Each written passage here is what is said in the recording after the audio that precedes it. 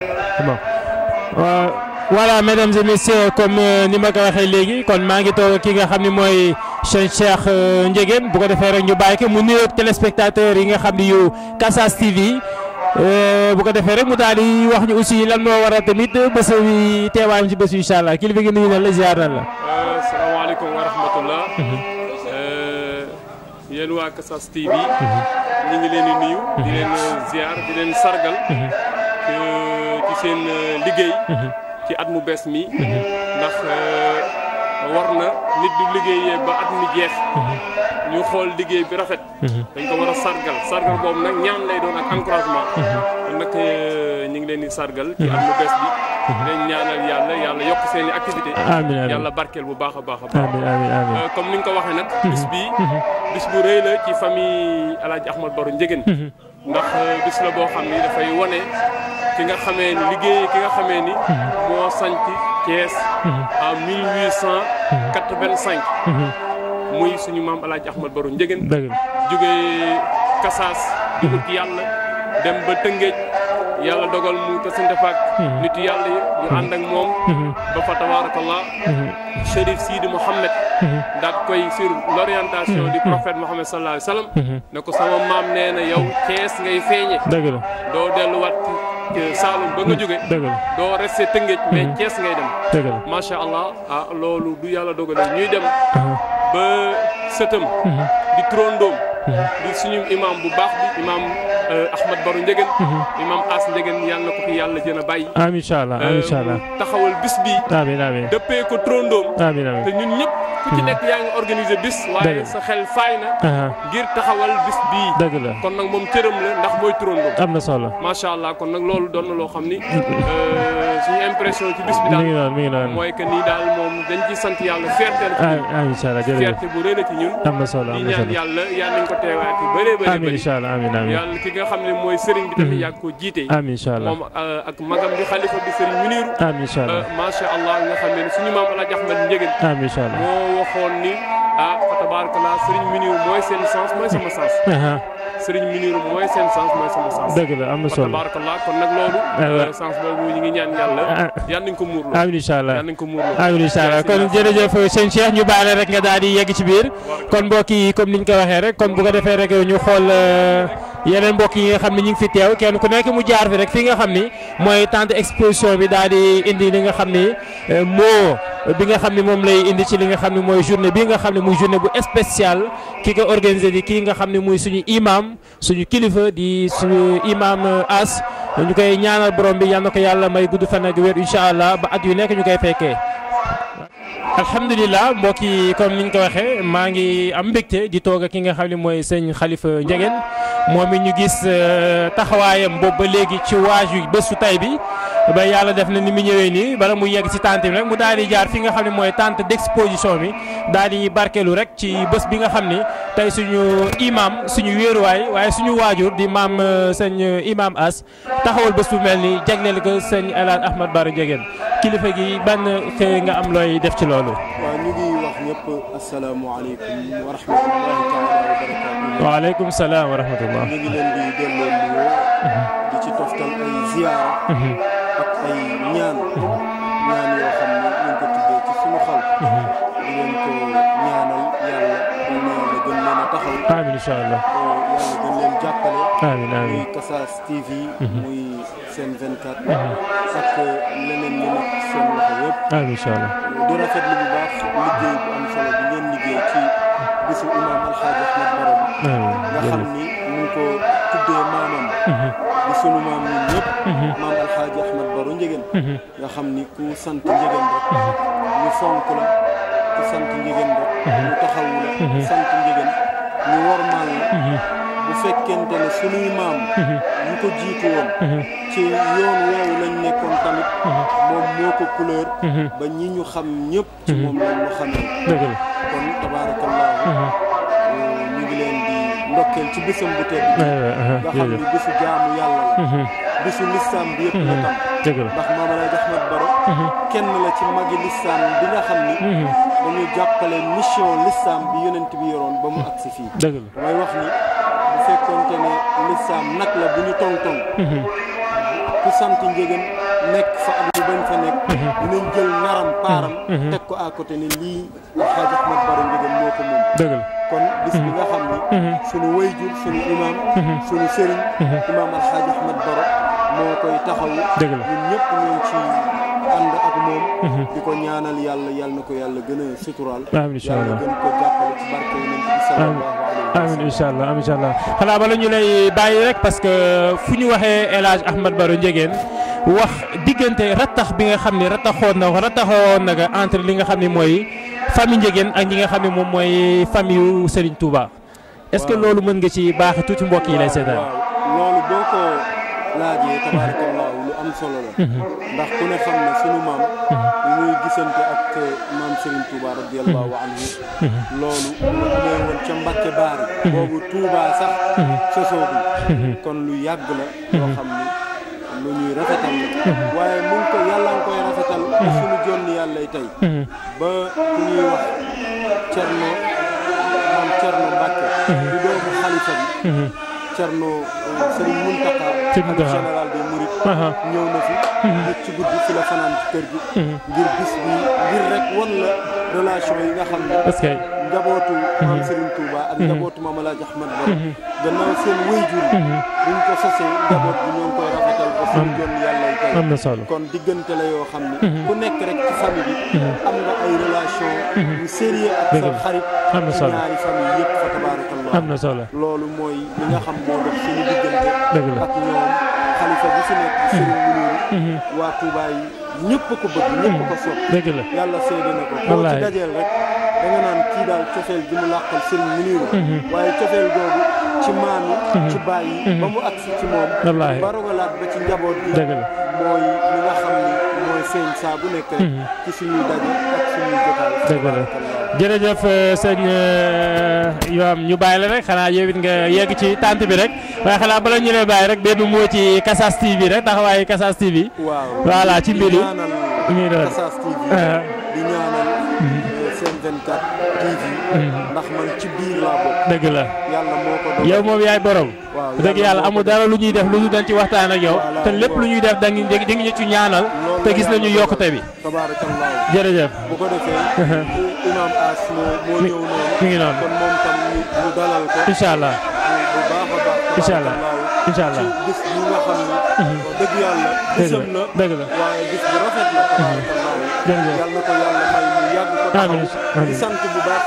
NJ ak mu àndal wallaay incha allah incha allah ñuy cameraman yi yëpp incha allah sant leen incha allah gërëm leen ñaanal leen yàlla incha allah yàlla yokk leen amiin incha allah Yonent bi sallallahu alayhi wa sallam jazakallah xeer jazakallah xeer jërëjëf ñu baax la nga yegg ci taat incha allah jërëjëf jërëjëf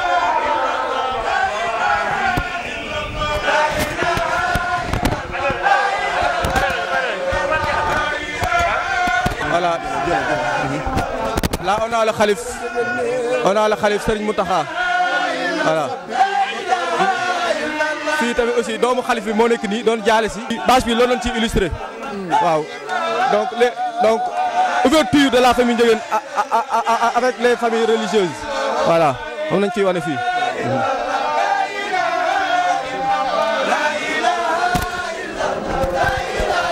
voilà fii kër gi yamul rek ci kër ma alaaji njaboot gi dem nañ ba àdduna wër nañ àdduna wërgal këpp international et national waaw fii Serigne Moussa mu ngi kër Sega di liggéey bu am solo kër Sega Serigne Astafa moom tamit la même chose mu ngi koy def fële ca Nasru waaw en bref voilà gis nga fii sëñ Omar Ndiéguène sekkalimat ak sëñ Cissé bi mu demee fële OCI bi yooyu yëpp ay ouverture la incha allah Serigne Medoune Ndiéguène di sët ci kër gi dem ba Iran def ay jaloor yu mat sëkk sëñ moo taal ak Safiatul Fuqara gars yi daal kër gi daal ubbeeku na ci àdduna bi ubbeeku na ci national waaw boo demee ba Canada lii nga xamante ne ñoom Assane ñoo ko instauré boo demee ba Canada ñu ngi fay teg xadra Alaaji Ahmad Ndiéguène mel nii kon affaire bi yaatu na ba fii ba Chine foo mën a dem ñu ngi wax kat famille Tafsir Abdou Ahmad Baro seen ouverture bi ñu am ci àdduna waaw fii loolu lay illustré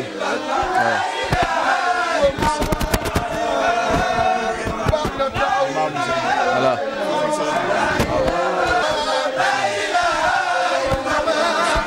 sëñ Abdou Wahab ak njabootam waaw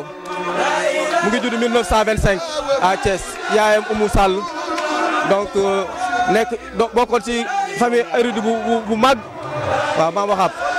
moom it di ku yàlla baaxaloon ñi ñaan yàlla doole reem waaw Baye Abdou Aziz moo fi jógee fan yii nii moom it vraiment ñëpp xam nañ taxawaay bi mu taxawoon ci kër gi waaw moom it moo nekk nii 1926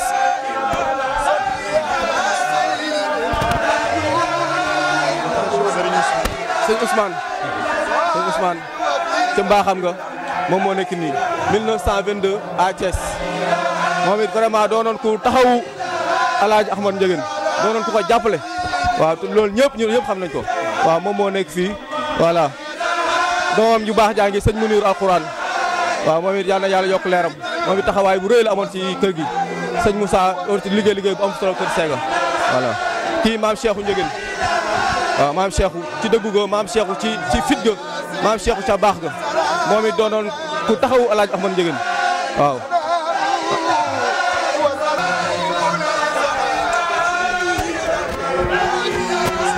sunu baay sunu maam Sidi Ndiéguène moo nekk nii doomam ji Serigne As Baro Ndiéguène moo nekk nii ba As waaw moom it vraiment doonoon ku am xam-xam ku am wilaaya ku yàlla baaxal waaw moom moo ñoom ñëpp moo nekk nii maam Assane bëgg Alaaji Ahmad Ndiéguène ba jeex tàkk moom it mu ngi nii voilà 1906 à Thiès waaw tey jii xam ya doomam ju góor yaa ngi nii Pa Daa mu ngi nii Pa Habib Pa Abdou Razak Pa Salam ak xalif sëñ Muniru Pa Cissé sëñ Moustapha yaa na yàlla yokk leeram moom it Pa Ousseynou imam mu ngi nii kii Pa Sidi la donc fukki doomam yu góor yaa ngi nii donc bu ñëwee ci doomam yu jigéen yi aussi mu ngi nii waaw mais Aji Yacine mooy taaw moom aussi ni ñu koy ñaanal yàlla may ko wér bu baax a baax a baax waaw mère Khady yaay Abdou Fall mi ngi nële waaw Adja Khady Ndiéguène a ngi nële mère Nabou Taye yal na yàlla yokk leeram mère Maguette Ndiéguène Mbour voilà mu ngi nii mère Fatma Ndiéguène yaay Khalifa Badiane yaay mère Aminata Adja Maguette Adja Maram voilà ñii nag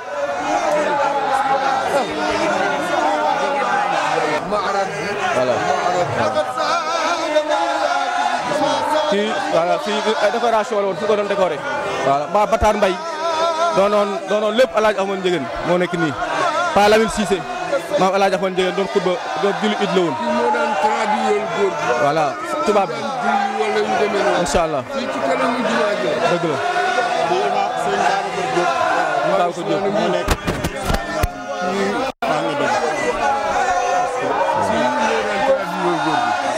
nan ko xàmmee sax ndeysaan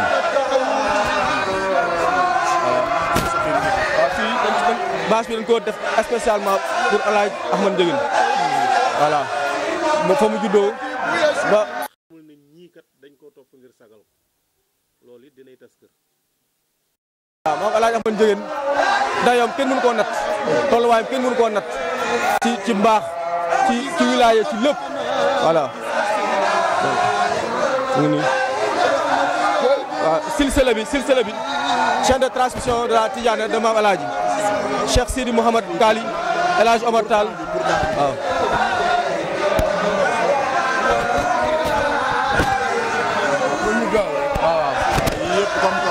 voilà fii quelques images des membres de la famille Ndiéguène am na ñoo xamante ni bokk na ci famille mais xamuñu nan lañ bokkee ci famille bi ku ci mel ni Pape Mody Ba soxna Umu Ndiéguène mooy yaayam waaw Malick Ba mooy baayam te moom sët ak xal la ci famille bi la bokk te am ñu bëri dañ koy réeré voilà ñii Pa Ahmed Pa Yoro moom sëñ Cheikhou sëriñ Sidé ngi ne le kii moom mooy doomu sëriñ Muniru mu mag ma day penn Ndiéguène moom mu ngi som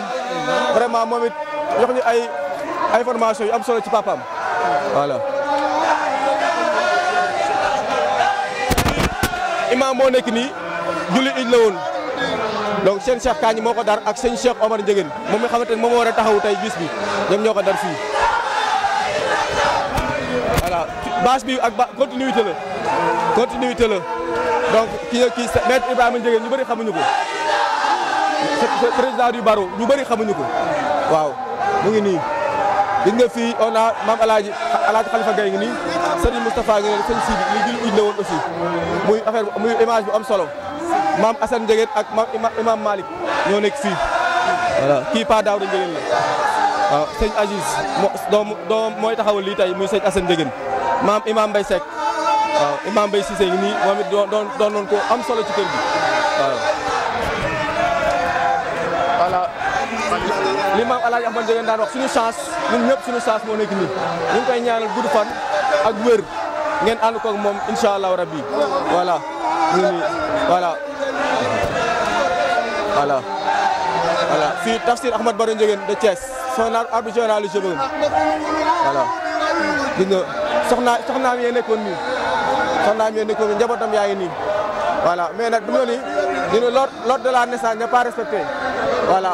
mu ñu aussi par respect des règles de la religion musulmane Tafsir Ahmad Baro n'a jamais dépassé 4 épouses voilà pour nit ñi xam ñu leeral leen ñu gën a xam voilà.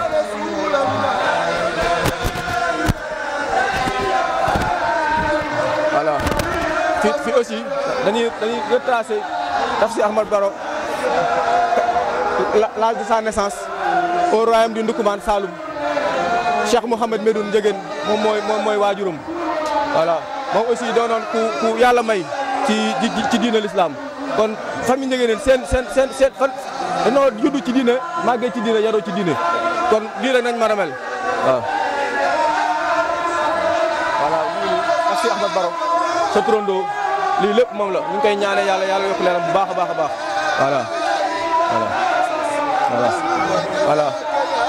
voilà fii gis nga fii El Hadj Abdou Aziz ba mu demee fële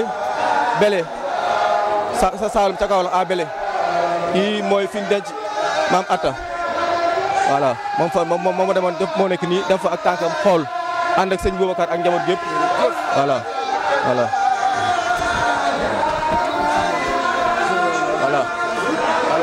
donc Tafsir Ahmad Baro Ndiéguène ñoom ay shérif nañu voilà gis nga fi mu jógee gis nga bu ñëwee ba gis nga ci circuit bi fi mu jaar itinéraire bi ba ci Chérif Souleymane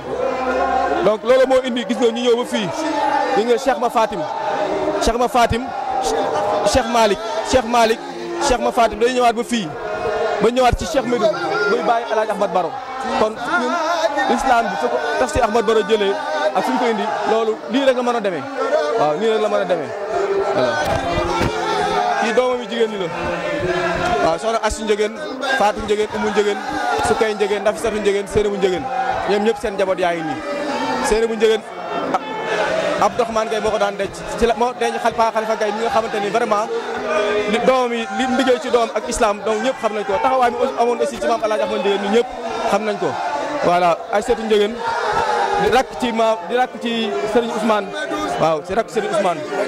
waaw.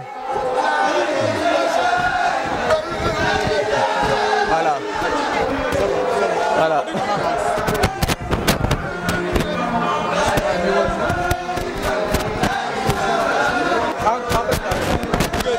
te incha allah bëgg nañ bu gan yi ñëwee mën a barkeelu waaw mën a barkeelu bu baax a baax incha allah lool tabarakallah dina tax peuple bi yëpp xam lan mooy famille Ndiéguène ak yooyu yëpp ak fi mu jaar loolu lu am solo la ñu ngi leen di gërëm bu baax ci liggéey bu rëy bi ngeen def tabaraka un travail colossal ñu ngi leen di gërëm tabarakallah di leen ñaanal yàlla tabarakallah.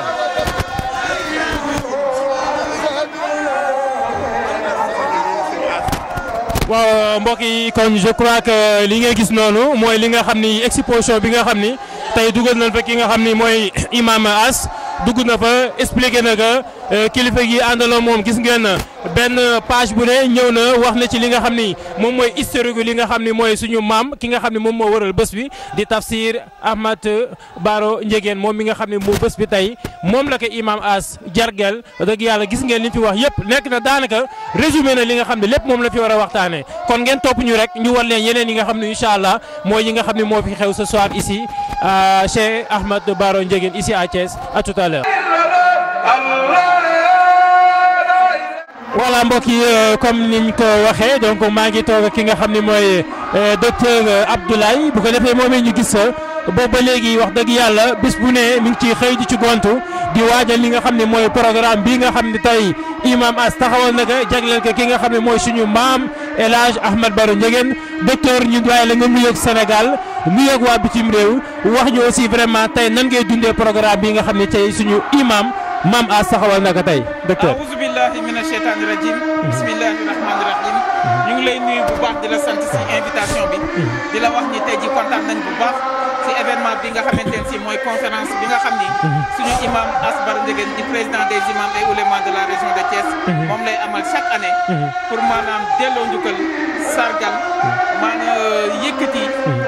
kañ suñu maam Tafsir Ahmed Baro Ndiéguène mi nga xam ni moo installé l'islam à Thiès ba noppi nekkoon wali yàlla bu mag gane woon àddina en 1825 génn àddina en 1936 donc tey jii nekk événement boo xamante ne si julliti Thiès yëpp ba si waa bitim réew nit ñaa ngi nii toog ngir maanaam ñu sargal sunu maam jooju nga xam ni mooy Tafsir Ahmed Baro Ndiéguène sa Thiès kon daal loolu mooy dayo bi di la wax ni nag jot na sëkk ay prétextes yi dañ ko war a multiplier ndax àddina bi neexul jamono naqadina crise yi bëri na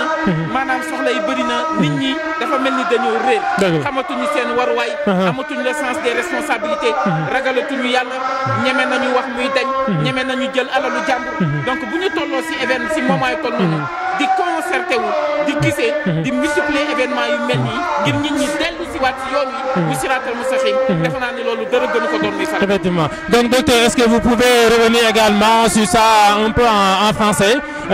Nous sommes là aujourd'hui pour li nga xam ne mooy sargal bésu El Hadj Ahmed Baro Ndiéguène. C'est une journée tellement importante parce que toute la famille,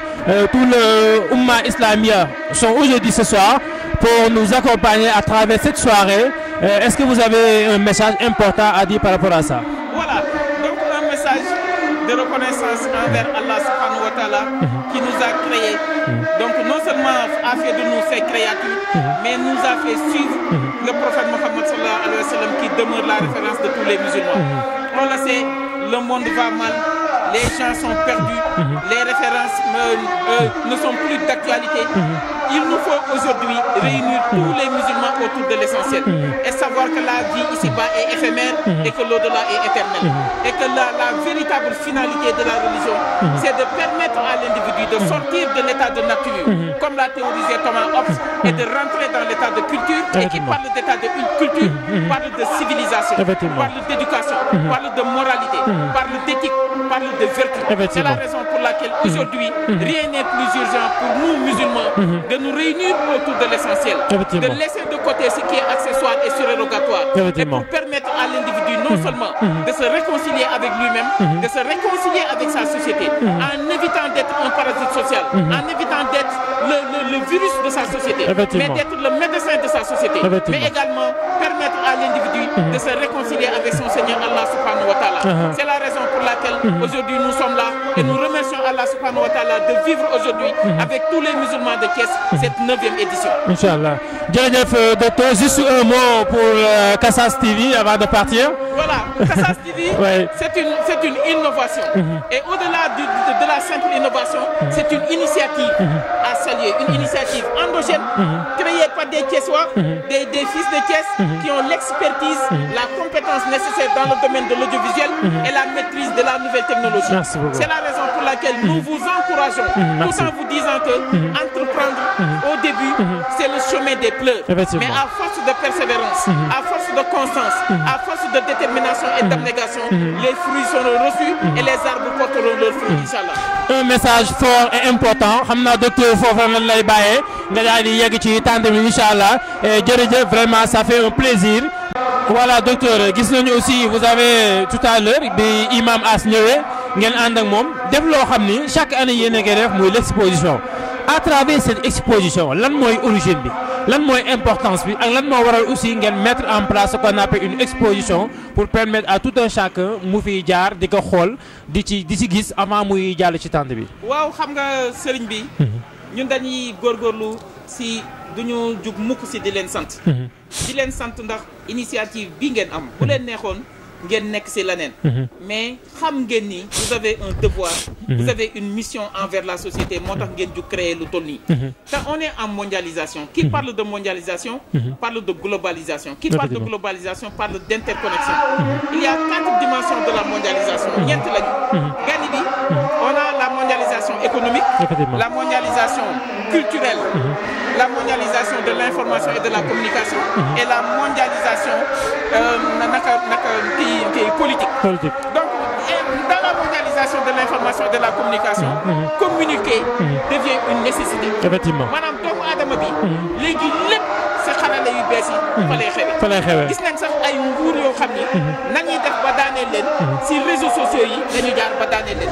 gis nañu ay nguur yoo xam ni maanaam si réseaux sociaux yi la ñu jaar ba falu ku weddi laaj Adama Barrow ba ko Yaya Jammeh tere maanaam les médias officiels donc mu nekk espace boo xam ni c'est un espace de communication de dialogue d'échange d'interconnexion ba nga xam ni ëpp naa sàggal effectivement lu waay bëgg a jaay lu waay bëgg a jàllale lu waay bëgg a wane bu yeboo boo ko jaarul si internet bi ak réseaux sociaux yi du ma ni du jaar du feste mais du yóbbu loolu moo tax tey jii islam dàqul science islam dàqul xam-xam islam dàqul xarale yu bees yi ça dépend si yow naka nga koy utiliser tey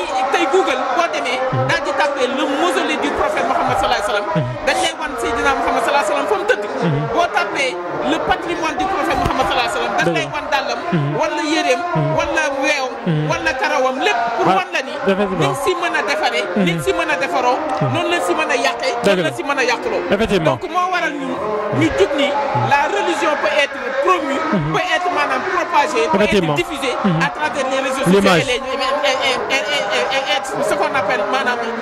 l'économie numérique loolu moo tax ba ñun ñu créer espace bi nga xam ni exposition bi 15 ans la am si ren 15 ans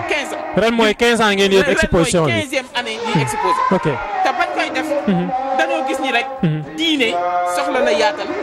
l'islam est une religion universelle buñ koy fàtte ça c'est vrai maanaam il ne faut pas moderniser l'islam mais il faut islamiser la modernité effectivement maanaam tey jii yees ak matérialisme ak mondialisation dañ leen a war a islamiser te loolu nit ñi def ko mooy nit ñi il faut ñu xam seen diine tey jii ma wax la ko tey dara gënul jàmm dara gënul urgent dara gënul nekk priorité pour les musulmans ñu jàng seen diine wala yàlla xam na ko n'importe rek moo fi nekk su ko defee exposition bi dafa nekk occasion boo xam ni opportunité boo xam ni dina permettre ñu revivifier la tradition du prophète Mohammed sallallahu alayhi wa sallam mais aussi ñu wane góor yàlla yi nga xam ni ñu ngi Sénégal nan la ñu dundee ñooy ñan lan la ñu liggéey lan moo ni seen apport ci diine ci côté boobu noonu la ñu tànn maanaam le père fondateur de la famille Ndiéguène ñu koy wax Tafsir Ahmed Bara Ndiéguène dëgg la am na solo docteur kon dañ lay bàyyi rek comme ni ñu ko waxee xam nañu yow it amoo jot dañ lay bàyyi rek nga yegg ci tente bi vraiment li nga fi wax am na solo te yàlla nañ ko jëriñoo ñi incha allah kon merci beaucoup docteur et ça fait un plaisir merci beaucoup merci de m'avoir invité la vente, le commerce, mais l'aspect sous-jacent, c'était la propagation de l'islam. Très bien, moi qui l'aime. Donc, fini. Voilà. Fini, ça casse. Imam Abdou Aziz Ndiéguène, moi, je mon siyaare ji waajuram Serigne Mama Atta Ndiéguène maamam ndaxte Mama Atta mi moo meññ Mamadou Ndiéguène Mamadou moo meññ Tafsir Ahmed Bara Ndiéguène Tafsir Ahmed Bara Ndiéguène meññ Serigne Abdou Aziz Ndiéguène donc ziar la woon bu ñu organisé woon sa mausolée Mama Atta ak sa mausolée Mamadou Sakasas Mamadou Ndiéguène nii moom la suñu maam Cheikh Oumar Foutiyou Tall fekkoon Sakasas daal di koy jox wirdu Salat Fatiha ijaazal ko daal di koy yéege si ay maxam loolu noonu taarix nekk fii on a le personnage de Tafsir Ahmed Bara Ndiéguène mais plus jeune moins vieux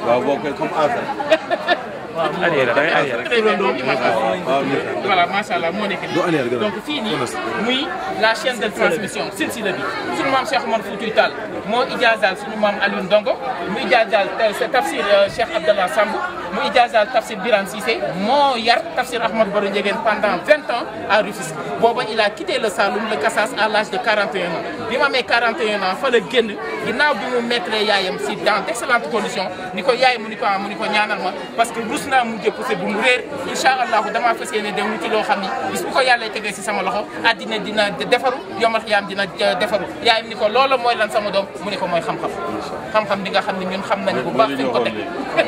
très bien donc voilà kii mooy Chérif Sidi Mouhamed Fadel Aïdara waaw ni ko sa maam Rasulullah sallallahu alayhi wa sallam nee na sa mission fii si Tëngéej mat na léegi yaa ngi koy dem àggalee ci si dëkk bu naan Jànqeen sa Thiès foofa noonu la sa mission di mat bi mu ñëwee en 1882 def na 3 ans ngent gi di xeeñtu barab bi di xeeñtu Kër Mamélage mënul fexe ba gis ko Chérif Sidi Mouhamed Fadel mi moo déplacé wu personnellement daal di jógee Tëngéej ñëw ni ko sama maam waxu la fii mu ngi la wax si kanam si tracé ñetti guy yi mooy bi nekk wetu jàkka ja benn ba si biir armée bi benn bi si wàllu Maam Ousmane donc loolu moo nekk nii.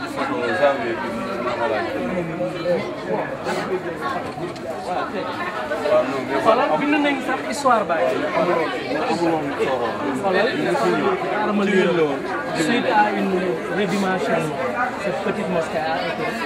a les mêmes dimensions que d'origine de Fès, celle de Seydi Hadji Malick et celle de Cheikh Abdoulaye Niass,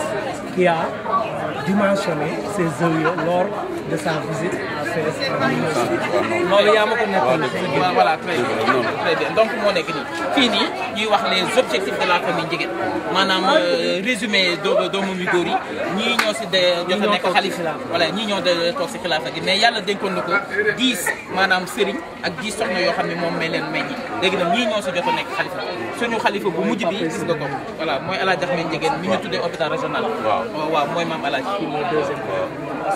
moom laa fekkoon. waaw.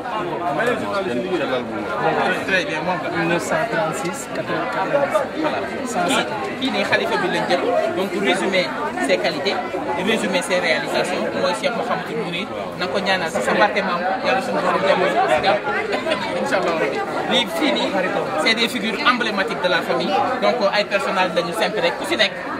dans son domaine ses spécificités ak l'œuvre qu'il est en train de perpétuer au nom de la famille waaw kii mooy le secrétaire général de l'ordre des avocats du Sénégal waaw maître Ibrahima Ndiéguène. macha allah waaw pour naan sëñ Ousseynou Ndiéguène moo ko meññ. waaw moom moo ko meññ kii nii gis nga ko tout ça c'est des personnages de la famille.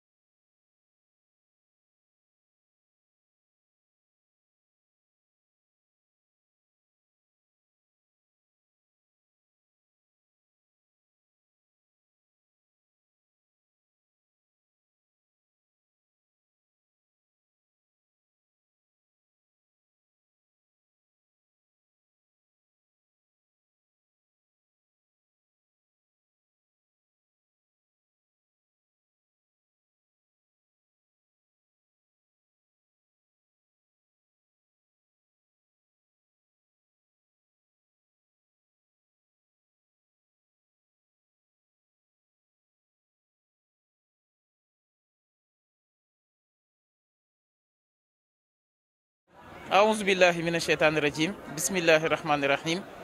d'abord dañuy commencer di sant yàlla di julli ci yonent bi sallallahu alayhi wa sallam di gërëm bu baax imam Ass Baro Ndiéguène ci confiance bi nga xamante ne ci moom la ñu def ba invité ñu ci journée bi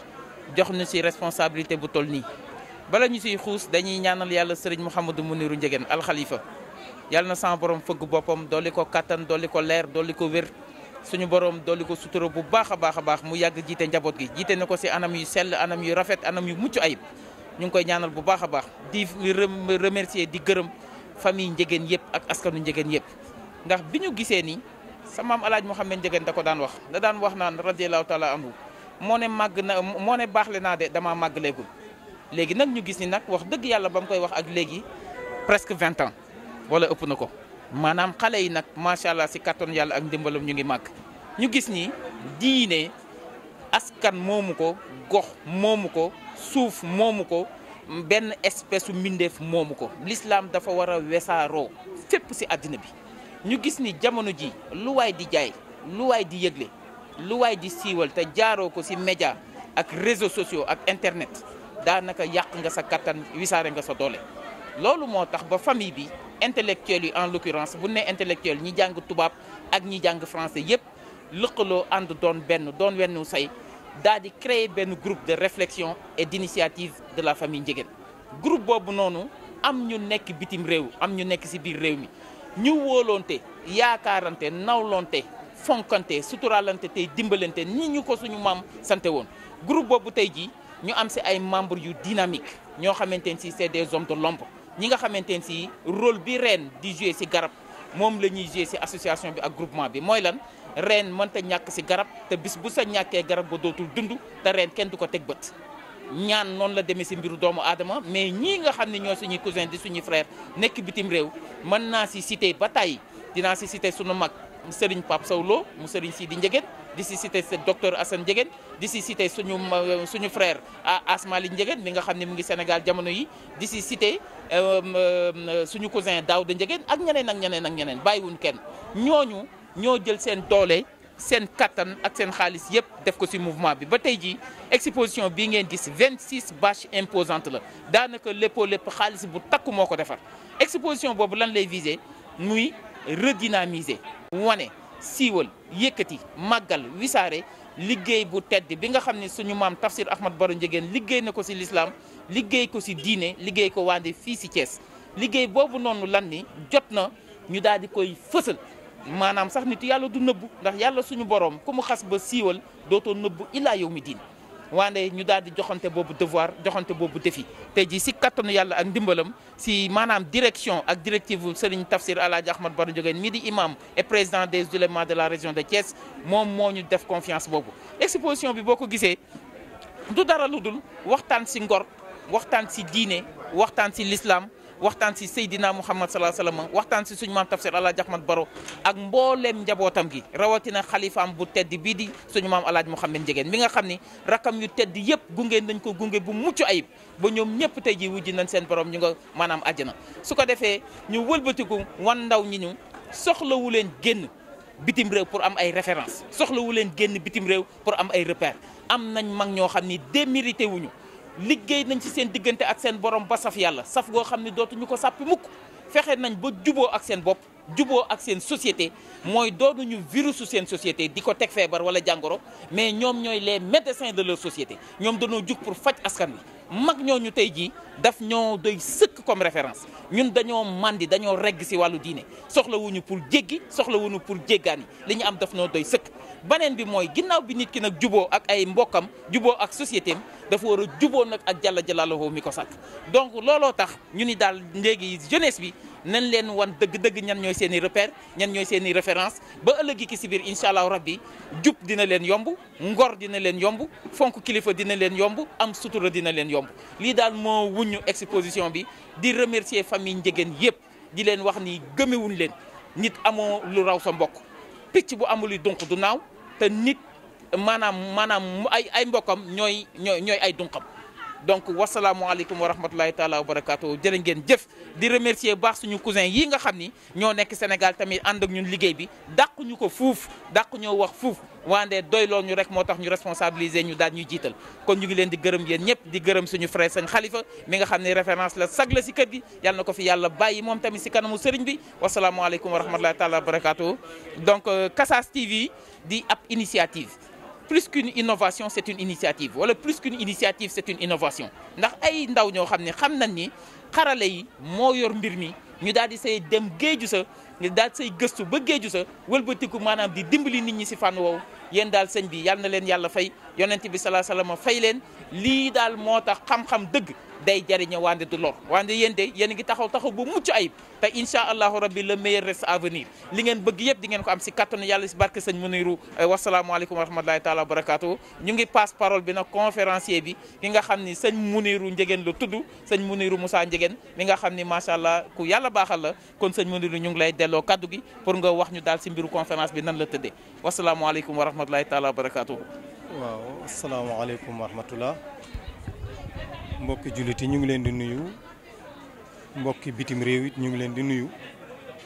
ñu ngi nuyu mbooleem képp fu nit nekk di ñu seetaan moo xam nga ñuy seetaan ci say bëti xol wala ngay xeetaal ci say bëti bopp bu mu ci mën a doon ñu ngi leen di nuyu di leen ziyaara di leen ndokkeel ci xéewal gu màgg gi ci teraanga ju yaatu ji xam naa ni conférence bi wax lépp du yomb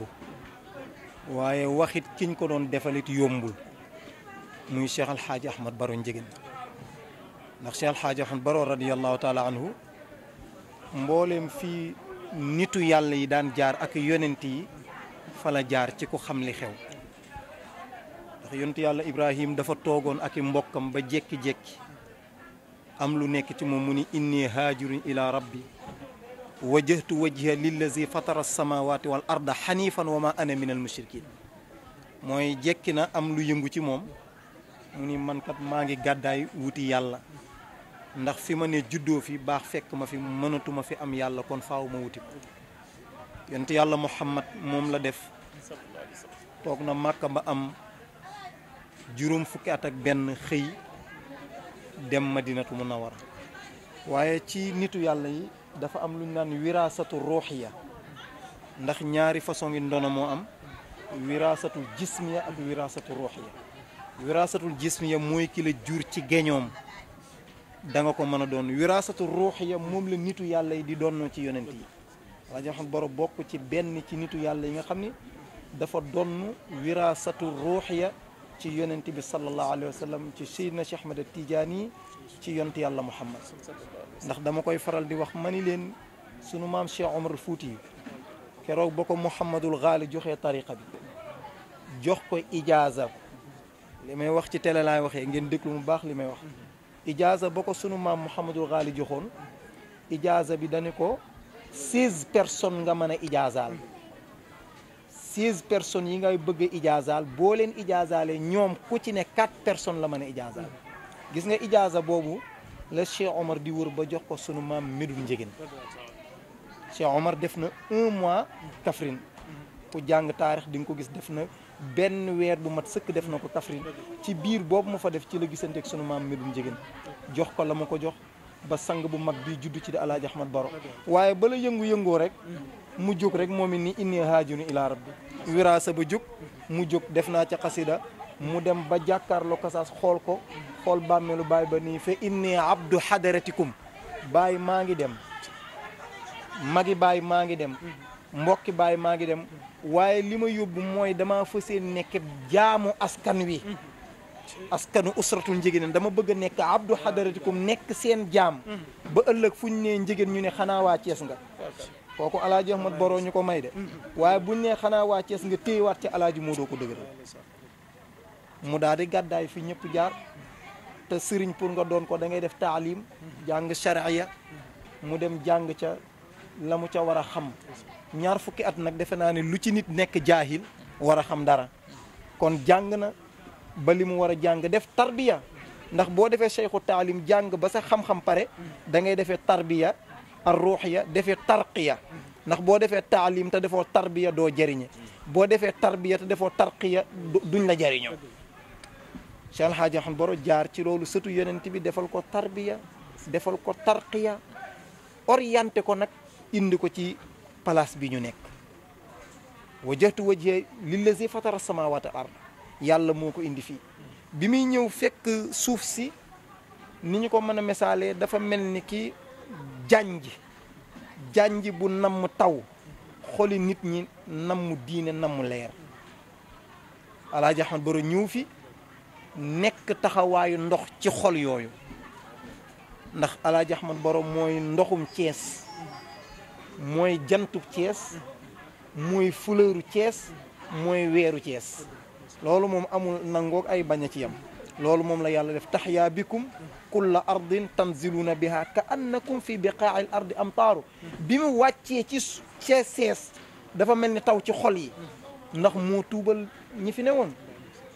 kon taxawaayu ndox la taxaw ci ñoom mooy raxas na leen ñoom ñëpp ci sobeek lan sobey bokkaale yàlla sobey jël yàlla wutul ko ndenn sobey defloo deful naan sàngara kaza wa kaza mais nag bil xikmati wal maw'iza xasana sëriñ xalifa sa maam diiru woote gi muy woote newuloon muddaay boo xam ne day sonle ñi muy woo ci tarbiyatul xaal la corrompre ñëpp convaincre ñi nga xamante ni ñooy yéefari te mooy bu ñuy dem yee moom mu ngi toog di jàng Alxuraan bu ñuy naan sàngara mu ngi zikar bu ñuy wuure mu ngi jàngale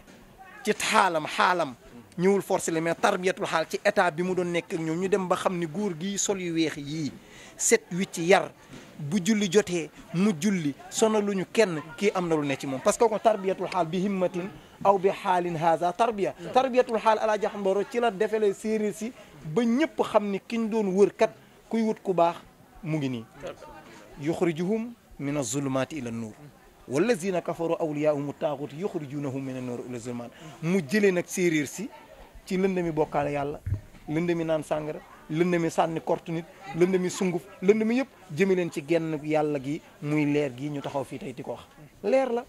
waaye wa nuurukum yahtadi saari li ru'yatihi ka annakum fi uyuni naasi azhaaru mu ñëw fekk lëndami am cataracte ci gis dëgg cataracte bu metti ndax yonte yàlla Yaqub yàlla waxul dafa gumé wabb yadat ay naaw mooy cataracte El Hadj Ahmed Baro fekk cataracte yi daal di dindi cataracte yi opéré nit ñi leen jànn nekk seen jant kon Imam As dem ba jëmmi jamono ndax nitu yàlla yi dañoo amante ay dimension am na ñoo xam ne dañuy tëdd ay at yu dul jeex seen fay di doog a tàkk am na ñoo xam ne keroog bu ñuy dekk yow mal xiyaam sax la ñuy xam ne ay nitu yàlla lañu waaye da daan wax ni na ngeen xam ni fa ñu sekkee dëggi nitu yàlla man Amady Baro fa lañ ma sekkee te na ngeen xam ni ma rawee gaañi ci ay at sutee leen ko ci jëmm noo laa leen rawee ci yàlla noonu laa leen rawee ci yàlla parce que it nag li mu dund ku ko dund boo góorgóorloo war a mën am yàlla waaye damay wax ni El Hadj Ahmed Baro bu waxul woon dara jur taaw bu mel ni El Hadj Ahmed Ndiéguène doy na preuve ci nitu yàlla maam El Hadj ku ko jur ñu ni kii mooy baayam kooku même bu waxul kenn dara war nañoo xam nitu yàlla la waaw doy na rek ci moo jur kuñ naan El Hadj Ahmed Ndiéguène bu El Hadj Ahmed Baro waxul woon dara moo jur maam El Hadj ku ko jur xam nga ni kooku ponkal pire la ci wilaaya moo tax la waykat ba waxoon laay wax El Hadj Ahmed Baro dama ko wax ci benn ma ne ko la Xasan waxoon yonent bi laa lay wax ku xool sa kanam gii sa njaboot yii sa doom yii koo waxul woon nitu yàlla la mu xam nitu yàlla nga waaw aaya yeeg hadis yeeg da lay sonal day indi problème mais ku xool sa jëmm ji xool sa njaboot yii xoolal jëmm jee xoolal jëmm jee xool ni yàlla bindee bindam wi loosam wi mu gën koo niru yonent bi ci loos ak rafet ak jekk kii bu waxul woon kenn nga xam nitu yàlla la waaw la Xasan waxoon yonent bi ne ko sa aay yi law lam takun ayaatu munazal la kaana manzuru yun bi ka bil xabar sa wax jéeg yëpp dañuy sonal mais ku la xool xam ne yaa yoon waaye kii ku ko xool xam ne nitu yàlla la loolu amul problème ku ko xool xam ne nitu yàlla la mun a jëmbat fi jub maandu yaru sell dimbalante ndax ci ñi mu yar nit boo bëggee xam dimension da ngay xool ci ñi mu yar moo yar El Hadj Ahmed Ndiéguène defal ko tarbiya defal ko tarqiya defar ko kenn ci ñi mu defar moo taxaw ni man mosuma mooy yàlla mosuma taxaw ci lalub jigéen mosuma def lu neexul yàlla loolu nag waxuma kenn wax ko mais dama ni ku ñeme dàkkal loolu doy na dimension El Hadj Ahmed Baro moom nag ñu dem tuddee ko imam As ñu tuddee ko mu dippi ci turandoom waaye journée bi yàlla nga ko jaarale ci moom Alaaji Ahmad Ndiéguène dund na ba génn àdduna mas a xalaat journée baayam de imam As am na ay mag kenn xalaatu ko ci de mais yàlla ci moom la yee fayda bi mu xalaat journée ci turandoom la turandoom daan taxawee mu koy taxawee ci jaam yi ba tey yàlla jagleel ko tax siis la ci moom nag journée bi yàlla jox ko xususiya la ci imam As Baro xususiya la de xususiya la gaa yi ko ëpp pexe foop mais lii yàlla ci ilham bi ci moom la ko taal yee ko mu turandoom branché ko mu war ko mën a taxawal moo tax journée bi li mu ci waxtaanee dafa ne waxtaan woo xamante ni Alaaji Ahmad Baro waxoon na ci chaque jour dañ koy faral di wax waaw waxoon na ni gaa ñi na ngeen bàyyi xel lii rek laa leen di wax waxlisul a'maala fa innakum alayha muhaasabun waaw wax naa ko ma ni dëkk bi audit bu metti beeg yëpp bu ñu wootoon ensemble rek benn phrase boobu Alaaji Ahmad Baro wax rek nee na jaratul audité ku nekk gëm ko ñu bind ko ci français bind ko ci anglais bind ko ci espagnol bind ko ci arabe mooy gaa yi yow waxlisul a'maala fa innakum alayha muhaasabun ni nga nekkee ci bureau bi rafetal ko ndax dañ lay audité ëllëg ci yawmal xiyaam wax na ko bu yàgg suñu xalifa moo tax audit bi day sonal nit ñi yokku sel mais waxlisul a'maala yow mii dem ci bureau bi bu lekk ger ndax ëllëg yàlla da lay audit fële parce que fii mën nga def falsification ci këyit ba kenn du la jàpp mais fee doo fa rëcc Alaaji Ahmad doon waxlisul a'maala fa innakum alayha muhaasabun waaw mais lam ca teg wa'lamu anna al ayyaama wal layaali gis nga loolu ku jàngul grammaire mënoo ko waxee al ayyaam wal layaal foofu borom xam-xam bari dañ fay daanu waaw ndax al ayyaam jamu layla wal layaal jamu nahaar la wa'lamu annal ayyaama wala yaali tamurru bikum na ngeen xam ni guddi géeg bëccëg gi mu ngi leen di romb wa antum xaafiruun te yéen a ngi ci sàggante jaamu leen yàlla yéen a ngi ci sàggante jokku leen mbokk yéen a ngi ci sàggante sellalu leen yéen a ngi ci sàggante tegu leen ci yoon wa ma leen tegoon yéen a ngi ci sàggante ci li ma fi suuxatoon jëmbatu leen ko loolu la bàyyiwuñu nag lu gën a raw alquran bàyyiwuñu lu gën a raw sunna si yonent yàlla Muhammad bàyyeewuñu lu gën a mag Seydina Cheikh Ahmad Tidiane bàyyeewuñu jëwriñu boppam ju gën a mag Alaaji Ahmad Ndiéguène ak i rakkam kon Alaaji Ahmad Baro tabaarakallaahu boo bëggee xam mooy kan da ngay xool ci ñi mu njaboote da ngay xool ci ñi mu yar da ngay xool ci ñi mu baaxee benn góor gu mag góoru séeréer la Alaaji Ahmad Baro bu muy doogu génn àdduna Alaaji Ahmad Ndiéguène ne ndaw waaye ndaw ga ci ay at la parce que ku mën a def wiraasa ko am téeméer atul teg boobu bàyyam préparé na ko ci bépp fànn waaye ci ay at mu amoon ay taalibe yu ne côté xinin mag ñu saay-saay te bëgg a yàq daal di dajale ni leen waaw Alaaji Ahmad Baro ngeen nekkaloon mais deena noonu lañ ko waxee deena xale bi mu bàyyi dara xëy nangam comme que nag jotoon na leen a taxañ ba takk leen def leen si dañ leen yóbbu ci sëriñ nangam mu taal leen benn góor séeréer ni ko waaw comme que tafsir Amadou Baro moo ñu takkoon taxan ñu def ñu say ba takk ñu tee ñu koo xaal rek moom dinañu taal ki ñu taxan ba takk ñu def ñu say dinañu taal xoolal loolu defar nit ñi la fi nekkee woon waaw fii nag moom buqaa mubaaraka la ku fi xalaat ay garage Saint la ki ay 4x4 ak ñun yooyu amaguñu waaw lii la ñu yàlla jox muy diine la mu joxoon maam alaaji mooy satala gi kurus gi der bi loolu nag moom am na lu muy firi satala gi mooy bul teqali koog njàpp iza qumtum ila salaati faghsilu wujuhakum wa aydiyakum ila al marafiqi bul teqali koog njàpp kurus gi li muy firi mooy wazkurullaha kasira saxiir wérdal ba sa làmmañ wi fetti saxiir wérdal ba sofe wérdal waaw der bi mooy na set loolu la ko jox ñett yi la ko jox ni ko nag lu riir mi bari bari toogal fii waaw ni ko nag bul wuji kenn yoru fi lu ma yorul te man yoruma dara yàllaa yor lépp kon loolu moo doon dimension maam alaaji mu nekk koo xam ne borom bopp la këf yóbbu ko mais bu doon ko ragal ci li mu jànkonteel ci ay boroomi xam-xami jamonoom ci boroomi riir bu esprit baaxul woon rek moom mooy tayli kër gi maam alaaji mooy tayli kër gi dem te it nag pression bu ne dékku na ko ngir loolu maanaam kooku nag nga xamante ni bi bàyyam génnee àdduna moo téye flambeau bi rakkam yëpp kotamu ci moom ba flambeau bi daanuwul kooku faaw ñu koy bàyyi xel jàmbaar la de ndax dafa tombeek ñu ko ëpp tuur ëpp ko mbooloo ëpp koy pexe mag ko waaye lépp mu résister ko ci fayda ak fulla waaw ku dem nag ba am sëriñ bu mën a taxaw ni maa ngi nii yéen waa jànqeen ba ma juddoo tey ku ma mës a gis ci lu neexul yàlla waxal ku ma mës a gis ma lekk alal jàmbur waxal ku ma mës a gis ma def lu deful waxul bari na sëriñ su ko ñemewul de kilifa googu nag soo ko amee la koy may mooy da ngay am pas-pas ci roy ko damay wax ne maam alaaji Ahmad Baro buñ leen roy ci ay caaxanta xam nga lu leen royee maam alaaji nee na mësuta jël alal jàmbur góorlul xiyaada bi mooy fexeel ba bul jël alal jàmbur mësuma toog ci lalu jigéen fexeel ba boo ko mënul it bul fa tëdd di bërëngu waaw xam naa toog mënta ñàkk mais bul bërëngu waaw loolu la ñu royee maam alaaji mësuma lekk lu lewul fexeel ba góorgóorlu booy lekk bu araamee na lënt mais bu mu ne lu araam lu franc grand yooyu lañ leen royee mësuma fàttaliku fu ma 2 heures du matin fekkee ci lal loolu mooy valeur loolu mooy valeur kon Alaaji Ahmad Baro imaam mii nag nekk kenn ci ñi nga xam ne ay lieutenant lañ moo ko doon wóotal bis bi te xam naa ni bis bi yëg na ko ndax loolu bu ko kenn weddi ku dellu ci téere bu naan ar-Ruh Ibnul Jawzi moo ko bind ibaadu la moom la ibaadu yi def seen référence moo ni nit ki buy dund bu dee buñ lu ñu ko def da koy yëg da koy wax moo ko wax du ko weddi na nga dem ci téere bu naan ar-Ruh nit ki bu génnee àdduna boo ko defalee fatiha dañ naan ko diw doomu moo la defal fatiha bi mu répondre la tëddaat moo tax yonente borom xam-xam ni ba ilaa yawmina haazal an mu ngi dund ci bàmmeelam dafa am fu muy recevoir parce que altine ajjuma yëpp day recevoir dossier tubaanu amaluna yowmal xamisi wa yowmul isnayni loolu borom xam-xam la kon Alaaji Ahmad Baro tey journée bi jot na ci kon bu ko defee imam As loolu la taxaw ñu ilham ko ñëpp yi jàppale ko ndax jikkoo ma ko may damay wax ni sa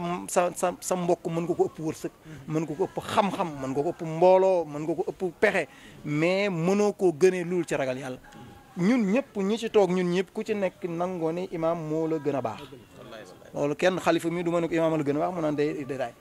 waaw ñun ñii di ànd ak moom moo ñu gën a baax ndax dañuy ànd ak moom di décourager ak di mer moom du ko def du ñu dégg mu wax lu bon du ko def loolu nag wiraasa la goo xam ne yàlla moo ko may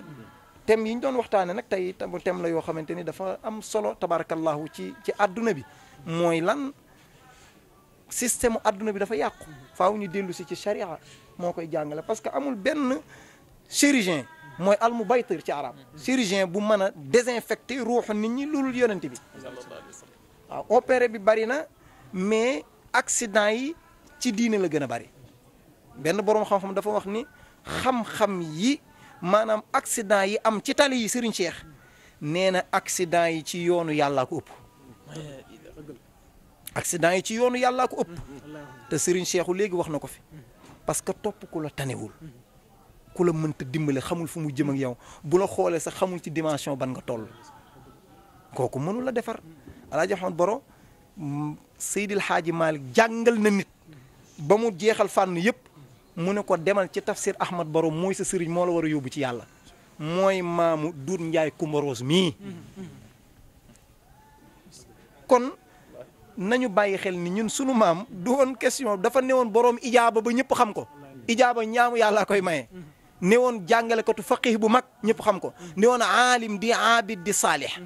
loolu la woon defar nit ku jaaxle mu dimbali la defar mais du woon sax dafay kii ci nit non non defar nit moo ko taxoon a jóg defar roox waaw mu baytir la woon chirurgien la boo xam ne daan fekk ko feebar mu désinfecté la defar la ba nga wér kon tabarakallahu mbokki julliti koo koy Alaaji Ahmad Baro dafa jamtalu adduna jëriñoo ko waaw du ko ñu kooku xam nañ ko bu yàgg parce que mooy yàlla di yonent bi ndax dafa jaxasoo ak ñoom ci waxin kon jamono moo ko wari jëriñoo ndax moom tengsi la rek kon ñu ngi ñaan yàlla na yàlla defal ñu dégg ak topp ñu ngi ñaan yéen seen xafla bi seen jamaa bi yàlla na yàlla barkeel ko yàlla def sutura ci kër gi def jàmm ci réew mi defal ñu sunu kilifa yi yàlla sàmm leen yàlla musal leen ak kilifa diine yëpp ak képp koo xamante ni sa liggéey mooy diine kon daal ñoon moo ngi noonu daal Alaaji Ahmad Baro daal dama ko waxoon rek kasmihi albarru li muy firi mooy ak baax albaaru muy firi gaynde ci yoonu yàlla bu mu ci mën a doon daal ma ne alaaji as boo ne aas ma ne aas kasmihi aas moom ku ne xam na taxawaayam ci carte boo ne barrun ma ne Alaaji Ahmad Baro ka ismihi ci ak mbaax kon ahmadu afalu la du soppiku ci grammaire ahmadu afalu jaa ahmadu raaytu ahmada marartu bi ahmada kooku mooy imam As Baro du soppiku imaamu alxamis mooy àjjuma mooy samedi mooy dimanche mooy talaata mooy àllarba kon yàlla na yàlla guddal fanam yàlla defal jàmm wasalaamaaleykum wa rahmatulahi taala wa barakatuhu jërëjëf jazakumullah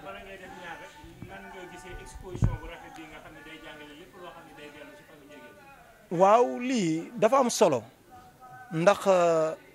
doomu aadama day toll foo xamante ni day toll ñu xaccaat ko wanaat ko xiyaada mooy ku ko war a orienté wommat ko ngir mu xamat fi mu teg tànkam moo tax la waykat ba ni fa tashabbahu na ngeen niru lu gaañu baax ñi fa tashabbahu na ngeen niru lu gaañu baax ñi in lam takunu mislahum bu ngeen melul ñi ñoom góorlu leen jéem a mel ni ñoom niru leen rek ndax inna tashabbuha li rijaali falaaxun di niru lu gaañu baax ñi dana dem ba ñu juwaat la gaañu baax ñi exposition bi li muy wane mooy wane seen yoon wane seen maqsat yi ñu doon doxee ñu ne kat njaboot gi yéen a ngi nii waru leen a déraper da ngeen a war a ñii ñoo war a nekk seen i royuwaay ñii ñoo war a nekk seen i modèle ñii ñoo war a nekk ñi ngeen di déglu ñii ñoo war a nekk ñi ngeen di topp seen yoon moo tax ku sant Ndiéguène di doyee di taxawaaloog di dugg ci yeneen kooku sa problème la mais Amady Baro moom li mu yoroon mu ngi fi te incha allah ku dem ba fi liit boo ñëwee ñi ko yor ñu ngi koy téye falaa mboobu moom du daanu ku doyee nag bay dem faneen di def yeneen kooku sa problème la waaye Alaaji Ahmad Baro daal ak njabootam exposition bi man li ma ci mën a jàngate mooy dañ ñoo xaccaat rek ngir ñu wan ñii ñooy seen i repère ñii ñooy seen i kilifa ñii ñooy seen i royuwaay ñii ñooy ñi nga xam ne bu ngeen leen toppee di ngeen dajeeg ëllëg seen maam te bu ngeen dajeeg moom dajeeg Cheikh Omar bu ngeen dajeeg Cheikh Omar dajeeg yonent bi bu ngeen dajeeg yonent bi dajeeg Cheikh bu ngeen dajeeg moom incha allah ci àjjan lañu ko yàlla nañu ko yàlla defal loolu daal tabarakallah ci sunu njàngat mu gàtt ak sunu xam-xam bu néew daal loolu lañ ci jàngat yàlla na yàlla barkeel ko yàlla na yàlla barkeel ko waaw ñu def fatiha ak benn per salaatal fatiha ak juróom-ñeent yàlla def comme ni ko xadara bi di defee rek ñuy ñaan sëriñ bi yàlla na yàlla delloo ko ak wér xëy na wér nag jafe na doomu aadama waaye jafewul yàlla waaw feebar nag du mën a ñàkk ci nit ndax day yokk martaba rek waaw bu ko defee mënta ñàkk waaye yàlla na yàlla rus ñu ci désolé sil ñu ko mu yàgg ñoo jiite ndax kilifa nag baax na ci kër kilifa moom baax na ci kër yàlla na yàlla jàppale ñu yàlla defuñ sutur def jàmm ci kër gi def jàmm ci kër gi def jàmm ci réew mi def jàmm ci réew mi def jàmm ci xol yi ci barke yonent bi sallallahu alayhi wa sallam wa sallallahu ala sayyidina Muhammad ya latif ya latif ya rabbi jazim bil ghufran wal khair wa ihsan wa jiwar Mustafa al Adnani fi maqadi sidq al rahman wa bi jiwar Ahmad al Tijani anzal abidi wa nil khufan jami fi tahsin سبحان ربك رب العزة عما يصفون وسلام في الدنيا وسلام في الآخرة وسلام على المرسلين والحمد لله آمين يلا نكو يلا